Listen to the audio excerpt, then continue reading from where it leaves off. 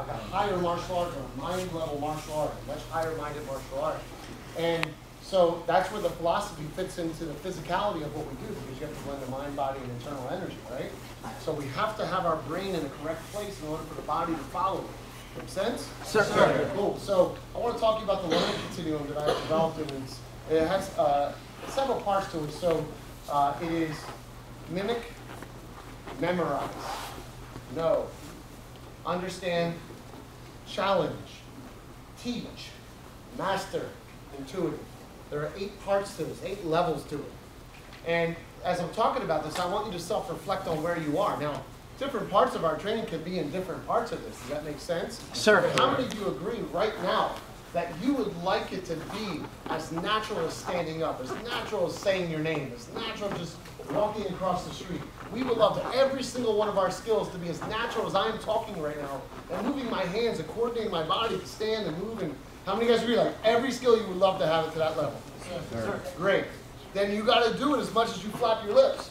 Okay, so, all right, so you have to do it as much as you stand. You have to do it as much as you walk. You have to, that's what the repetition of martial arts will get you. Do you guys understand that? So you're taking, man, I got a couple pieces here, and I know I'm going to be training on those for like the next 6 months. So things I saw from you, things I saw from Gramercy McKenzie, like all the presenters so far, I'm going to take those 2 or 3 golden nuggets, and I'm going to work them for a year into my training. Does that make sense? Yes, sir. Because I know if I don't do that, then it was just something cool I saw. That's all it is. So let's start from the beginning. Everybody say mimic. Mimic. Ready? Mimic me. That was good. Good purpose. So, well, here's the thing. Ready? How many guys mimicked the move today? Everybody's hand should be up. Okay? Now, I'm going to call you up, and I would like you to demonstrate every single move that we've done today so far. Well, now we're in the memorize, right? You see that, right? Let me ask you a question. You really think you go to a class and you memorize the skills? Everybody say no. No. No. You go to class and you mimic them. Your brain will capture a piece, a snapshot or something. If I had a unique photo on it and showed it to you, describe it, sir. You're only going to get like a flash of what was really there, the depth of what you're trying to find. So it's important that you understand your approach to training. It's important that you understand how to train. Does that make sense? Sir. Look, it's great that everybody showed up, but it's better to go deep. It's better to go way into the training. So everybody say mimic. Mimic. We get what that is. Memorize. Memorize. Okay, so you start memorizing. You start earning these belts, right? Whoa, got my orange belt. Yeah, I memorized up the orange belt. Because if I said, okay, sir, I want you to come up here, and I'd like you to demonstrate every skill from day 1 right now, or your belt's gone. Okay, you just had an OS moment. Okay? Okay, so, oh shoot, you know, right? So the idea is this, you go from mimicking to memorizing, but I find that a lot of martial arts early on get stuck in this realm of mimicking and memorizing. And it's like, oh, I'm just doing my techniques, right? We never get to the real stuff that's in martial arts. So we go from mimicking to memorizing to, everybody say, know it. No. Hey, do you know how to do a front kick? Good. I would like you to explain to me the physiological effects of how the body moves through with the hips and how it penetrates the human body. Yeah, that look right there. Okay, good. So I mimicked, I memorized it. Oh, I think I know it, right? Because if you know it, you can do it. We have a black belt model in our school, which is anything, anytime, anywhere. Everybody just say that. Anything, anytime, anywhere. Any of my black belts who are in this room, they know if I call them up right now, that's the rule. Anything, anytime, anywhere. Why? Because if you know it, then you should know it. You shouldn't know it when you practiced it. You shouldn't know it, you know, in a certain setting. Your instructor calls you out, like Gramercy McKenzie said. Our test, or Master Guy, whoever said it, our tests weren't like, oh, well, you're prepared on syllable 17 of page 42 on Wednesday night from 1 to 4. Okay. No, it was like we were in the middle of a seminar and you got called out front and he looked at you and smashed you in the face and said, why don't you do this move correctly? That was your test. That was your test. He wanted us to what? Know. At any time. So, mimic. Memorize. Memorize. No. No. See, once you know something, you can start to understand it. You can start to understand it. And having traveled in like 19 countries with Doge Nim, you know, it was very like empathetic. I wanted to help as many people as I could, because think about this. If you only got to train with your teacher once a year for a weekend, how much would you know? Come on, really think about it. How much would you know? Well, you'd know enough to mimic and memorize it, and possibly just keep trying to mimic it. But to get to that knowing stage and getting to the next level, which was, I understand it, that takes depth of knowledge. You guys understand this? Okay? So we got mimic, memorize, know, and then I get to the point where I understand martial arts. I understand the movements, and that's going to be a word we're going to be using a lot today. So I mimicked, I memorized, I know the moves, I'm starting to understand them. And as soon as I start to understand them, the next step is very important. You have to challenge them. And that goes back to what Grandmaster Mackenzie was saying about sparring. Like, we do a lot of live action stuff, and it gets real what? Messy. Messy martial arts is the best martial arts. You're like, no, I have to have perfect form, because you know, my things have to look very good. And I'm like, no, you're stuck in mimicking. You're stuck in that memorization, because you think that just making it look pretty is pretty good. Application is where it's all at, right? That's what notice the subjects thing. We're all about applying skills. So when I get to the part where I challenge my skills, and this is where people get a little like, oh boy, I'm on the spot. I didn't have a choice. I had to be in that spot all the time. So I want you to put yourself out there. Grandmaster Mackenzie said, you know, go with the person who's going to push you. Go with the person who's going to challenge you. Go with somebody who's going to kick your booty, right? Fight that person. Train with that person. Run to the person you know that will destroy you in class. And then learn.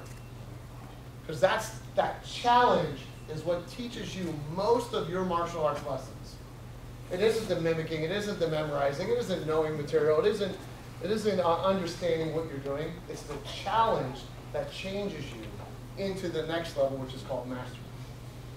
Okay? But in between those two levels is one very important step, okay? Which is called teaching. Okay? If I held you my hand like this and I asked you to describe it, and then I described my side of the hand, it would be different. But it's just the hand. Okay? You guys understand this? Teaching is like seeing the other side of the hand. That's why in Hapkido we do Hapkido then counter Hapkido, right? Because once I know how counter Hapkido, I know how to do my basic Hapkido way better. Because I can close off all the loopholes, right?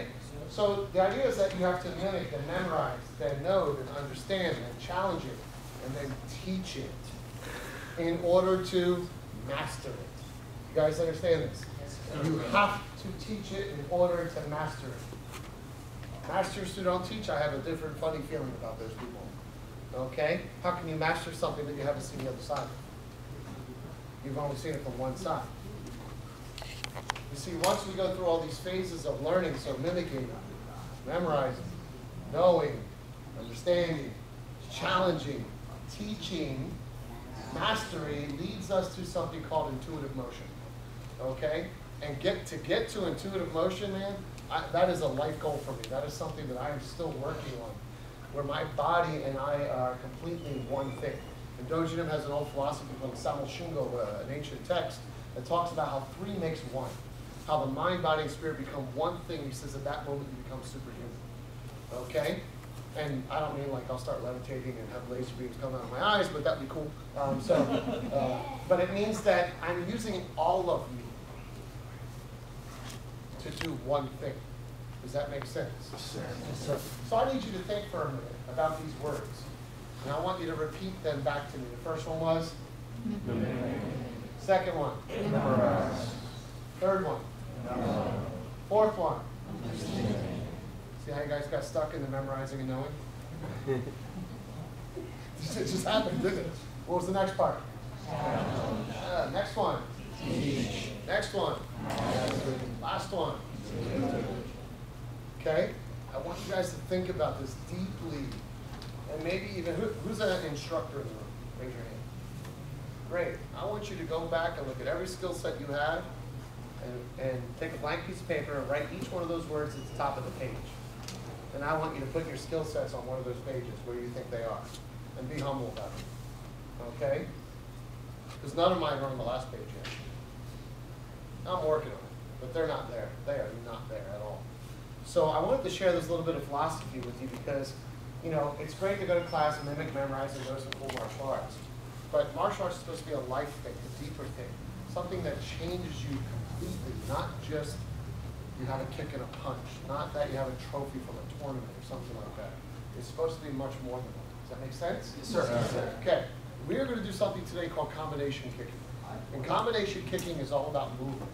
And I want you to think about this. I have this cool philosophy that there are no techniques. I could take any art, any martial art, and I recognize something called movement. And I watched Janice's movement, Mackenzie's movements, and you pick up the movement. I didn't care what they were doing. I literally did not care what they were doing. In fact, I don't even know if I was paying attention, okay, to what they were doing, what the end result was. What I was paying attention to was the movements. And if you start understanding movements, and you can start seeing movements, you can start seeing what I call the matrix. And I know, there's something weird going on here. So, but when you see the matrix, you start understanding how the human body moves. Look, would everybody agree that joints only move so many ways? Yeah, there's a few weird people in the world that have like Gumby, but outside of that, the joints only move so many ways, and the hips and the leg structure and all those things can only move so many ways. Would that be true? So would you say there is a limit to movement? My opinion is the answer is absolutely yes. So knowing that there's a limited movement means that I don't have to think about infinite possibilities. Is there infinite combinations of movements? Well, that's a different subject. But there is a limited amount of movement. Does that make sense? Sure. So, with that said, when we're doing combination kicking today, I don't want you to focus on, oh, I like that low sheen to side kick technique. That was good. You just missed the whole lesson. You missed the entire lesson. What I want you to pay attention is the movement, how you're moving. And doing combination kicking gives you some very precise skill sets that have to do with balance, chamber shifting, all these different types of things, using different angles simultaneously. So these are the skill sets I want you to get out of this today. And if you get that part, guess what you can do? You can go back and plug and play. I don't care what you do, like Kung Fu, Hapkido, whatever, it doesn't matter. You can take those ideas and those movements and plug them right into what you do. I'll be teaching them from a Shimu Hapkido perspective. Does that make sense? But don't get stuck with it. Open your mind up and try to see what's really happening behind it. And I'm going to do my best to articulate that to you today, okay? Everybody good? Yes, sir. All right, so everybody jump up real quick.